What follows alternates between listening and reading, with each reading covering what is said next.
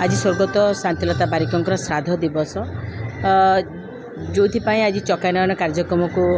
आयोजन करा जायछि। चकानयन कार्यक्रम तांकरी प्रयोजन तत्वावधान हेउथिला जो थी कि ओडिशा रे विशिष्ट कलाकार माने गाउथिले एवं सी मध्य गाउथिले किंतु आज दुख आ विडंबनार विषय जे सी आज आम पाखे नहांती किंतु चकानयन कार्यक्रम जितेबाला से माने स्वर्गवासी हबार 5-6 मास पूर्व मो सहित आलोचना करते मत कहले जे मत बहुत भल पाती मत कहते जे जयश्री मु थाए न थाए चकानयन कार्यक्रम जमी सब चलुव से परिवार सहित मिसी से मो परिवार परिका परिवार सहित मिसिकी कार्यक्रम को एमती कंटिन्यू करा जाउछि एवं बहुत सुंदर भाव में ओडिशा रे विशिष्ट कंठशिल्पी माने समस्ते एठी संगीत गान करुछंती एवं तांकर जो चिर सबुज गीत थिला से गीत को सब गाइला बेलू एबे देखिबे आपण जे एई गीत गोविंद भवन रे संपूर्ण माने गोटे भक्ति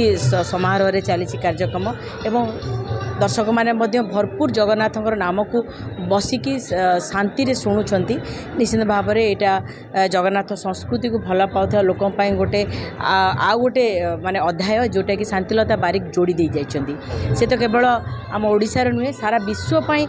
जगन्नाथ गोटे प्रचारक थिले जोड़े गीत माध्यम से जनाऊले से आज ये कार्यक्रम को आयोजन करा जायछि भल भाव में करा जाउछि।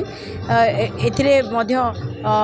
प्रसाद सेवन रखा जायछि जो थी कि तांकरी उद्देश्य से सब बेले आम हृदय रे अछंती एवं अमर होइके अछंती। आज गोटे प्रस्ताव रे मध्य रखा है जे तांकर गोटे प्रतिमूर्ति स्थापन करने निश्चित भाव में करवा दरकार कहीं से जड़े ओडिशार सुयोग्य संतान एथिरे अत्युक्ति कही हेबनी।